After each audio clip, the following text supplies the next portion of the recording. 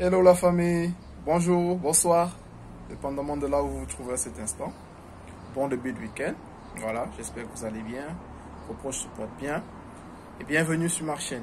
Voilà, c'est une nouvelle chaîne pour ceux qui ont eu à voir les précédentes vidéos où voilà, je vous parle des voyages, de comment préparer vos demandes de visa, généralement pour les pays de l'Est comme la Lettonie, où j'ai déjà eu à faire, je crois, 2 vidéos.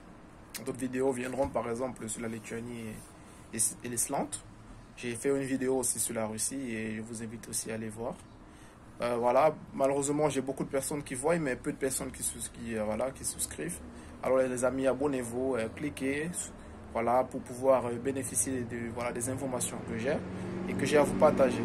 Je pense qu'au moins ce plus d'un, ça vous aidera dans vos démarches de visa, d'obtention de visa. Pour ceux qui réfléchissent où ils peuvent aller étudier, comment ça se passe. Et même à l'avenir, voilà. Donc les amis, souscrivez-vous, partagez la vidéo, abonnez-vous. Et voilà, on va avancer ensemble, on va grandir ensemble et vous pourrez bénéficier voilà, des expériences que j'ai eu à voir. Et voilà, je crois que ça vous aidera. Aujourd'hui, je voudrais parler personnellement d'un sujet où j'ai été abordé, qui m'a été, voilà, j'ai un abonné.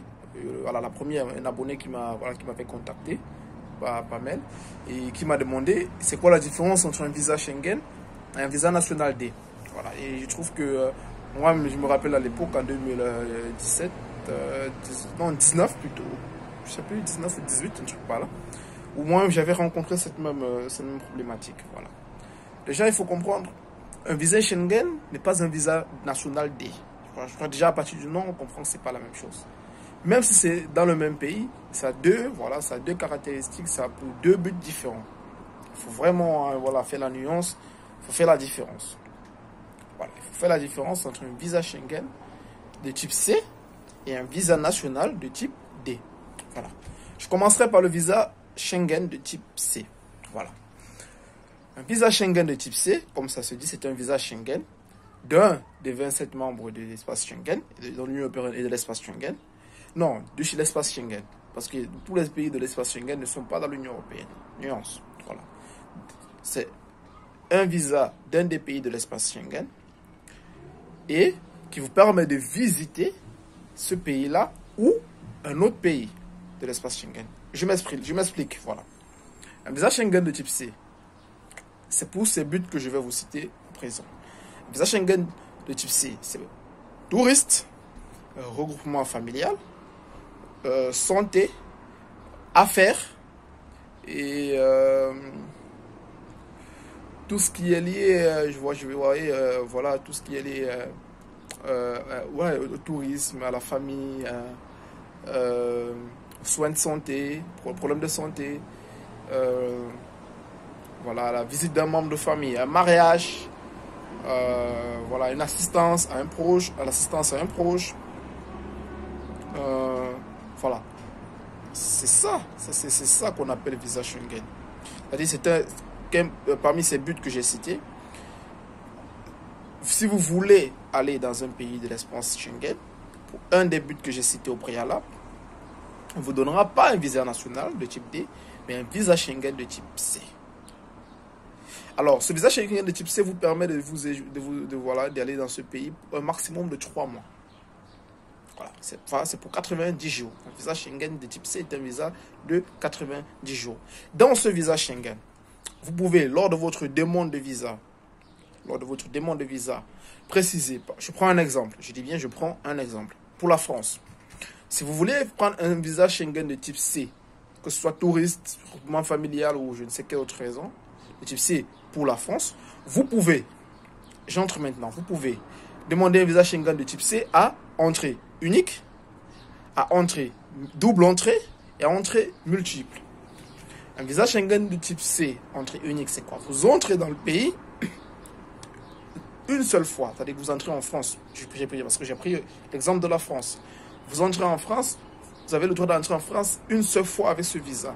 Sorti de la France, c'est-à-dire de l'espace Schengen, pour pouvoir y entrer, vous allez redemander un visa Schengen. Alors, un visa Schengen de type C à entrée double, vous comprenez la logique.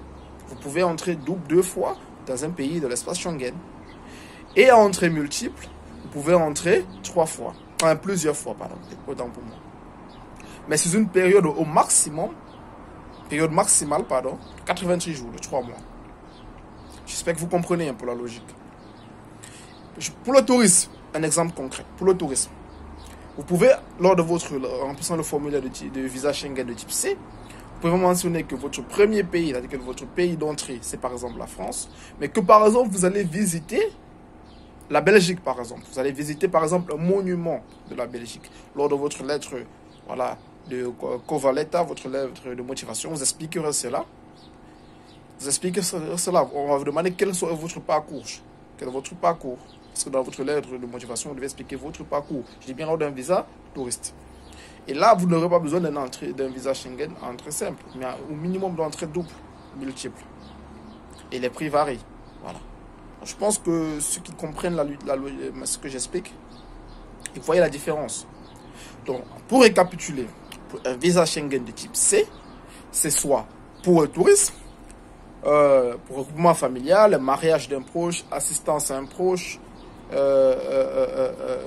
voilà quoi, tout ce qui regroupe la famille, le tourisme, la santé, voilà. C'est ça on appelle affaires, voilà, les affaires aussi, voilà, les affaires, le business. On dit visa Schengen de type C. Voilà, je crois que sur ce, certains comprendront. Si nous passons au visa national de type D, un visa national de type D, comme ça se dit, c'est un visa national. C'est pour dire que vous êtes amené, on appelle ça en anglais, ils appellent ça long stay visa. Voilà. Donc, entre guillemets, ce visa, c'est pour les étudiants qui veulent aller dans un pays pour étudier à longue durée, les étudiants, les travailleurs, et pour, je dis bien, et pour certaines missions humanitaires, qui vont sur une longue durée. On dit un visa national de type D. Maintenant, pour les étudiants, comme je dis, lorsque vous souhaitez aller dans un pays, il faut à un moment donné remplir le formulaire de demande de visa. Si vous partez étudier, il vous faut imprimer non pas le visa Schengen de type C ou visa court séjour, mais vous devez plutôt imprimer le visa national de type D ou long séjour, long stay visa. Voilà. C'est pour les études, les travailleurs et pour certaines missions humanitaires. Et comme je dis, il y a un visa national de type D à entrée unique, entrée multiple ou single entry. Ou double entrée, voilà, autant pour moi. Voilà. Donc les amis, je pense que cette différence, pour ceux qui m'ont écouté ou pour ceux qui m'écoutent, et aujourd'hui, ils feront la différence entre un visa court séjour de Schengen de type C et un visa long séjour national de type D. Voilà. Généralement, dans certains pays, comme la Lettonie, voilà, comme la Lettonie, un visa Schengen de type C, vous devez donner des empreintes, que ce soit au service des visas où l'ambassade est rattachée. Et lors d'un visa Schengen, un visa national de type D, pour la Lettonie, vous ne devez pas donner les empreintes parce que arrivé sur place, vous allez, au moment de vous enregistrer, vos empreintes seront collectées. Donc, il y a ces différences-là aussi que vous devez comprendre. Voilà. Donc les amis, je pense qu'au terme de cette vidéo, où nous arrivons déjà, vous serez capable à l'avenir de faire, pour ceux qui avaient au préalable des soucis, vous serez capable à l'avenir de faire la différence entre un visa court séjour national de type C et un visa long séjour national de type D. Pardon, un visa Schengen de type C et un visa national long séjour de type D. Je pense que j'ai fait vraiment la nuance, la différence entre eux, ces deux types de visas. Et j'espère que ça vous aura aidé pour ceux voilà, qui projettent étudier à l'étranger dans l'Union européenne, dans l'espace Schengen. Ça aura vraiment voilà, apporté cette précision, ça aura aidé des gens. Alors, je vous invite à laisser des commentaires. Pour ceux qui ont d'autres questions, à laisser des commentaires. Voilà, après mon adresse email en description pour voilà, m'écrire inbox. Je suis toujours disponible. Pour ceux qui veulent avoir voilà, une admission qui est déjà ouverte en Lettonie, pour qui veulent étudier en Russie, qui veulent étudier en Chypre du Nord, voilà, vous m'écrivez à l'adresse email. Vous laissez voilà, Vous trouvez votre numéro en commentaire. Je vous contacterai directement. Et voilà les amis. Merci, abonnez-vous, partagez-vous, mais abonnez-vous les amis, c'est ça qui me motive, c'est ça qui me donne envie que voilà mes conseils, voilà, ça aide quelqu'un, ça peut aider quelqu'un, vous êtes content. Apportez des critiques, ça peut aussi aider à s'améliorer. Je suis tout ouvert et comme j'ai dit, on est ensemble, on grandit ensemble et voilà les amis. Chaque information est une pièce d'or. Portez-vous bien et bonne fin de week-end. Bye bye.